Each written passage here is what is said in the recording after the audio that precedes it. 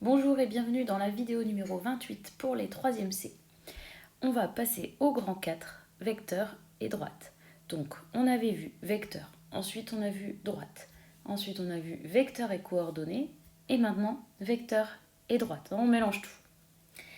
Alors on va d'abord commencer par voir ce que c'est l'équation cartésienne d'une droite. Vous connaissez les équations réduites, maintenant on va voir les équations cartésiennes. Alors pour cela, je vais commencer par une définition à écrire en vert. On appelle vecteur directeur d'une droite tout vecteur non nul ayant la même direction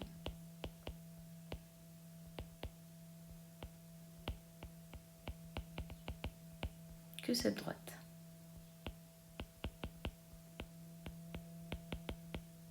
Je crois que ce n'est pas trop compliqué. Donc, si vous avez une droite et que vous avez un vecteur qui a la même direction, eh bien, c'est un vecteur directeur de la droite. On va faire 2 exemples.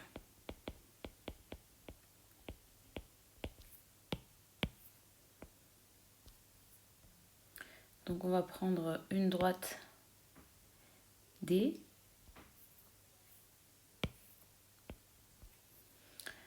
Et bien, maintenant, je vais dessiner 2 vecteurs directeurs.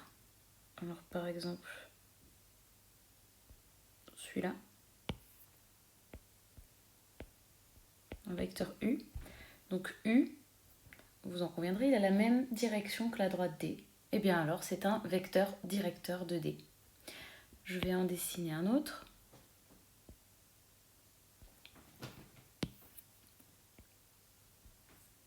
Voilà, l'iPad et ses joies. Non, j'arrive pas à dessiner parallèle. Ouais. Vecteur V. Il est, si on peut dire, il a la même direction que la droite D également. Donc c'est aussi un vecteur directeur. C'est pas grave s'il n'est pas sur la droite, vous savez qu'un vecteur peut se déplacer n'importe où. Le sens du vecteur, on s'en fiche également. Ce qui est important, c'est que la direction soit la même. Si je prends maintenant un vecteur comme celui-là, bien, ce n'est pas un vecteur directeur, mais tous les vecteurs qui ont la même direction que la droite D sont des vecteurs directeurs. Ok ? Vous pouvez dessiner juste 2 exemples. Si vous avez compris, c'est bon.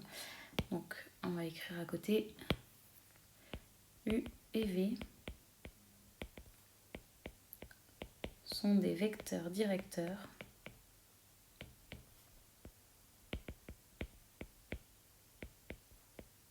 de la droite D. 2 remarques.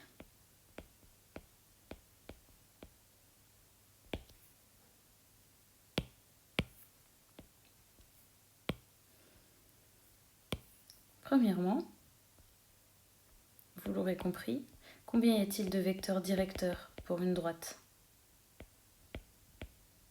Eh bien, il y en a une infinité.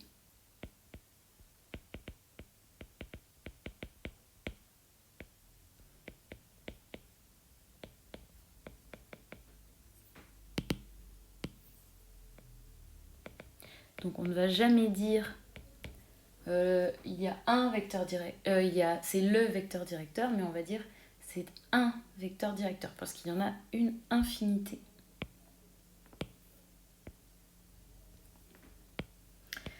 Et deuxième remarque, donc pour l'instant, quand on voulait définir une droite, on disait qu'il nous fallait 2 points. Voilà, vous avez 2 points, vous avez une droite. Ben maintenant, on pourra aussi dire que si on a un point et un vecteur directeur, eh bien on a cette droite aussi. On va l'écrire et on va faire un exemple juste après. Une droite est définie soit par 2 points, soit par un point et un vecteur directeur.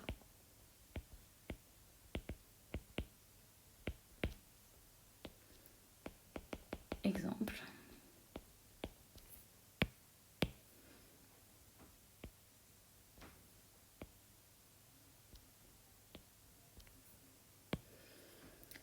Alors voici une droite définie par 2 points. Donc je vais prendre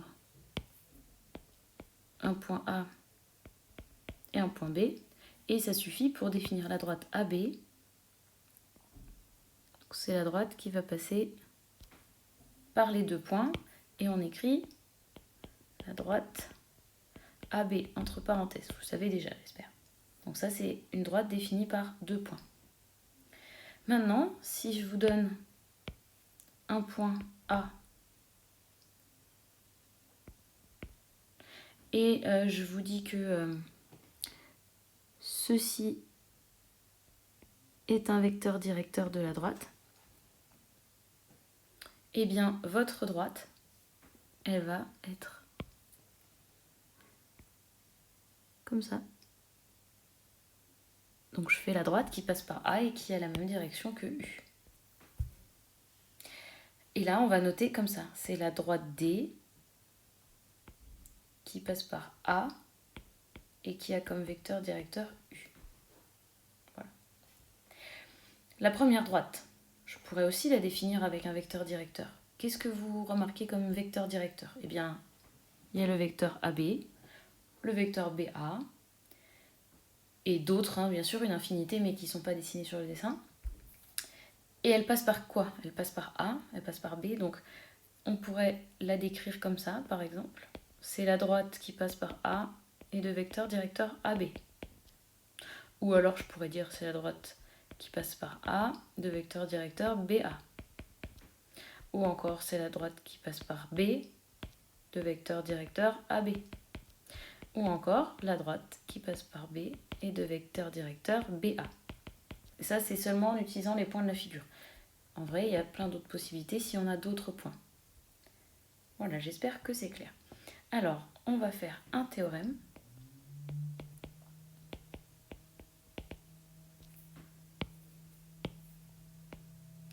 À écrire en rouge.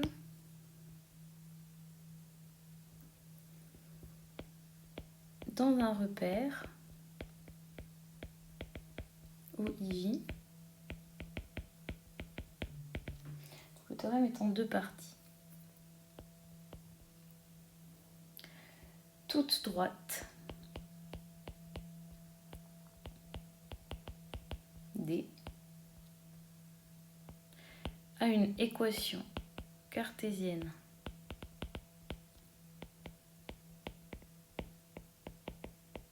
de la forme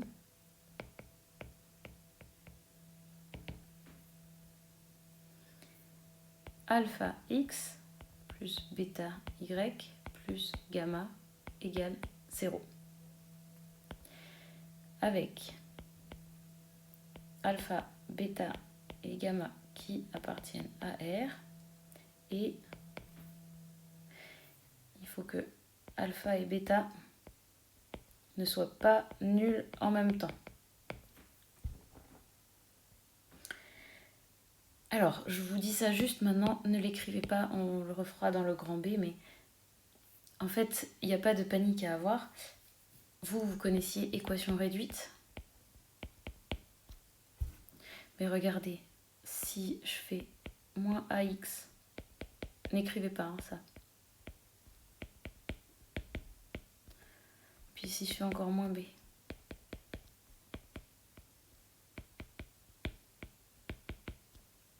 Ben, ça revient à la même chose. Regardez là, le alpha, ce sera le moins A. Bêta, c'est 1. Et gamma, c'est moins B. C'est tout. C'est juste, on a changé la forme d'équation. On a mis un membre de gauche, membre de droite, etc. C'est tout. Rien d'autre. La seule différence, c'est que dans notre théorème sur les équations réduites, on doit faire attention si la droite est verticale ou pas. On a 2 théorèmes différents. Si la droite est verticale et si elle n'est pas verticale. Ici, comme vous l'avez vu, c'est marqué toute droite. Donc ça marche pour toutes les droites. Parce qu'effectivement, si on a une droite verticale, vous vous rappelez, c'est x égale quelque chose, un nombre. Et bien là, il nous suffira que bêta soit égal à 0. Là, si bêta égale 0, bah, il nous reste alpha x plus gamma, et ça, c'est droite verticale. Du coup, il n'y a que le x. Bref, deuxième partie du théorème, en fait, c'est la réciproque.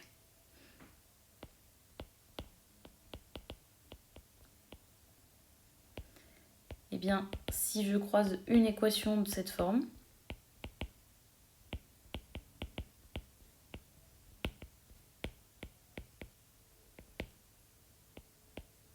alpha x plus bêta y plus gamma égale 0, avec les mêmes conditions que précédemment,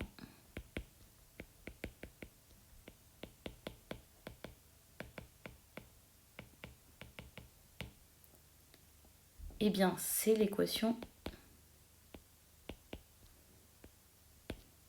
d'une droite dans le repère.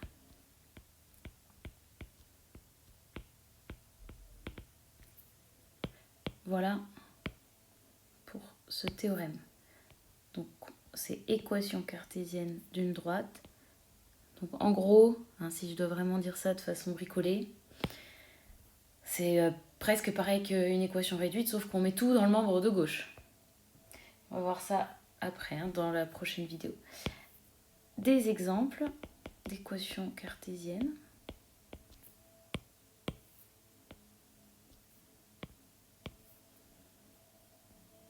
Par exemple, une droite D1 qui a comme équation 2x plus 3y moins 5 égale 0.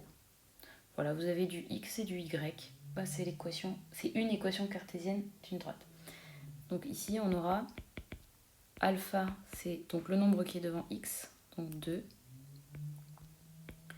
Bêta, le nombre devant y, c'est 3. Et gamma, le nombre constant, moins 5. Un petit détail qui pourrait avoir son importance, c'est que, par exemple, 4x plus 6y moins 10 égale 0, et bien figurez-vous que ça, c'est aussi une équation cartésienne de la droite D1. Effectivement, si je fais diviser par 2 à chaque membre, eh bien, on obtient de nouveau l'équation précédente. Donc, en fait, il y a à chaque fois plusieurs équations cartésiennes disponibles ou possibles pour chaque droite, une infinité. Et c'est la différence avec les équations réduites. C'était l'équation réduite. Là, c'est une équation cartésienne. Je vous montre juste après pourquoi. Donc, vous n'avez pas besoin d'écrire. Mais si je prends, par exemple, y égale 2x moins 3. Que se passe-t-il si je multiplie tout par 2 ? Multiplie, j'ai dit. Eh bien, je vais avoir 2y égale 4x moins 6. Et ça, ce n'est déjà plus la forme d'une équation réduite, parce qu'on a un 2 devant le y. Alors que quand je le mets sous forme cartésienne, comme ici on a le 0 en fait, si je divise ou je multiplie par un nombre non nul, eh bien ça restera toujours 0 donc. En fait, on peut simplifier en quelque sorte. Deuxième exemple. Une droite D2 qui a pour équation 3x plus 2 égale 0. Alors, ici le alpha, donc le nombre qui est devant le x, c'est 3. Le bêta, c'est le nombre devant le y. Ben, il n'y a pas de y, ça veut dire que c'est 0 y. Et gamma, c'est le nombre constant 2. Mais ça reste une équation réduite possible, une équation cartésienne possible, pardon. Donc dans le théorème, j'ai juste mis que alpha et bêta ne peuvent pas être 0 en même temps. Regardons un peu ce que ça voudrait dire. Si là j'ai 0, plus 0, puis ici j'ai un nombre 4 par exemple, égale 0, et vous voyez bien qu'il y a un petit problème. À moins que gamma soit égal à 0, et dans ce cas j'ai 0 égale 0, et ça sert à rien. Donc soit on a un problème, soit ça sert à rien.